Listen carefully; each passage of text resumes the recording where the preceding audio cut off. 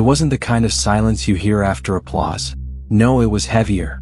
Like the breath held by a nation on the edge of revelation.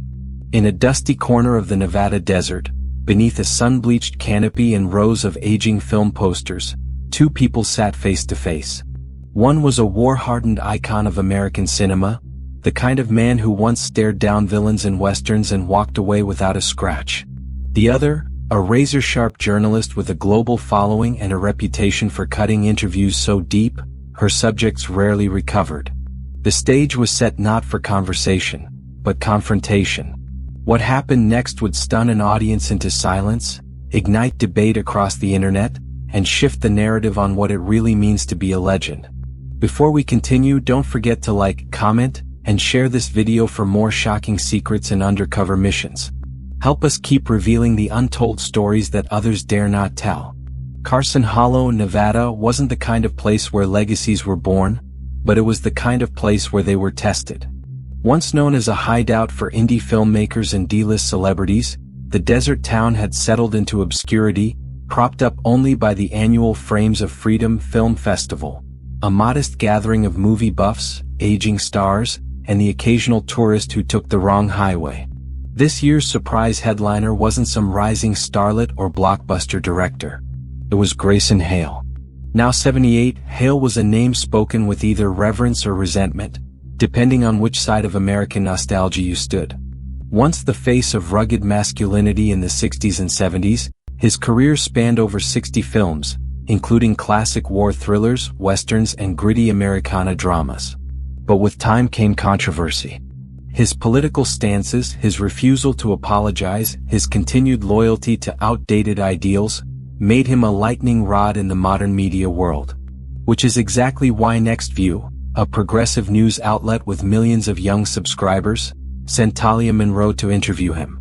And it wasn't just any interview. It was going to be streamed live on YouTube under her viral series Mic Check, The Untouchables. The format? Simple: confront powerful people and make them squirm. Grayson Hale wasn't going to be an exception. He was going to be the main event.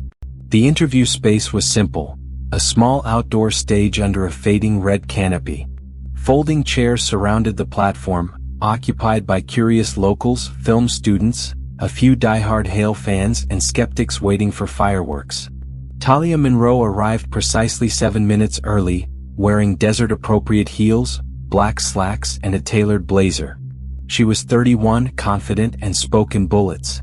Her signature intro, "Let's cut the crap," had become a meme in itself. Grayson arrived late. Not rudely so, but late enough to signal that he moved on his time.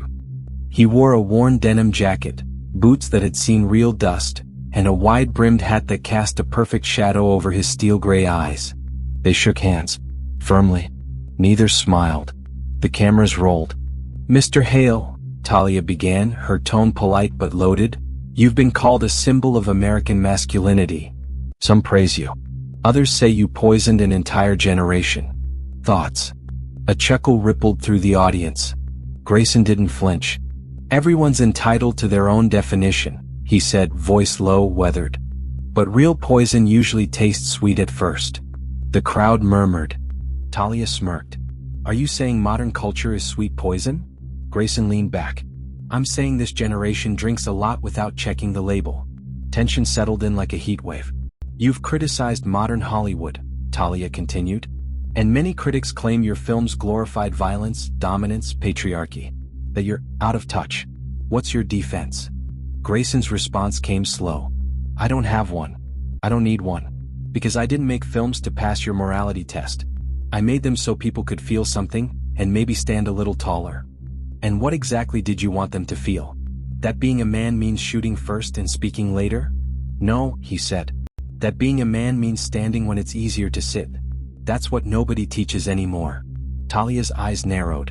"So you think young men today are weak?" "I think they're lied to," he said. And then, just as the air thickened, Grayson paused. "Let me tell you a story." The crowd leaned forward. "In 1974, I was on a set in El Paso. We were filming a scene, my character burying his brother. A freak storm rolled in. Lightning struck a tree 20 feet from us. One of the sound guys froze. Couldn't move. Just stood there in shock. He looked out across the hills beyond the crowd. Then the stuntman, a kid maybe 20, ran, grabbed him, dragged him to safety. When I asked why he did it, he said, "Because I remembered what your character did in Blood Honor, how he moved without hesitation. I figured I should too." He looked at Talia. "Courage isn't taught. It's absorbed. Sometimes from fiction." Talia blinked, momentarily stunned. "So your movies save people?" Grayson smiled faintly. "No. But they reminded people how to be brave. That's more than most critics can say." The audience had grown quiet, not bored but transfixed. Talia pivoted. "Let's talk politics. You supported administrations and policies that many believe harmed progress. Doesn't that taint your legacy?" Grayson's jaw clenched slightly. He leaned forward. "Do you know what I did before acting?" "You served in the military," she said. "Marine Corps. Vietnam. I've seen real loss. Watched men die trying to protect people who didn't know their names. And I've seen governments spin lies into truth. So when I speak, I do it not to be popular, but because I remember what silence costs." Talia tried to interrupt, but Grayson raised a hand. "You don't have to agree with me. But respect this. My story didn't begin with a camera. And it won't end with a microphone." The crowd remained still. No phones buzzed. No side conversations. Just air and anticipation. Talia asked quietly, "Then what is your story, Mr. Hale?" He looked at her, softer now. "I'm a man who tried to do the right thing when nobody was watching. And I'm old enough to know that the loudest person in the room is rarely the bravest." She asked, "Final thoughts?" He stood, tipping his hat to the crowd. "Mocking someone doesn't make you brave. Listening does." Then he walked off stage. No applause. Just stunned silence. The video hit 11 million views in 3 days. Some called Grayson a relic. Others hailed him as the last honest voice of an era lost to social media noise. Talia Monroe? She didn't post for a week. When she finally did, her caption simply read, "Respect isn't weakness. I learned that from a cowboy." Grayson never gave another live interview. But in that moment, in the stillness that followed his final word, a nation realized something. Sometimes the loudest statement is leaving the stage without needing a mic drop. Thank you for staying here with me till the end. Don't forget to hit that like button, share this video with your friends, and drop a comment below.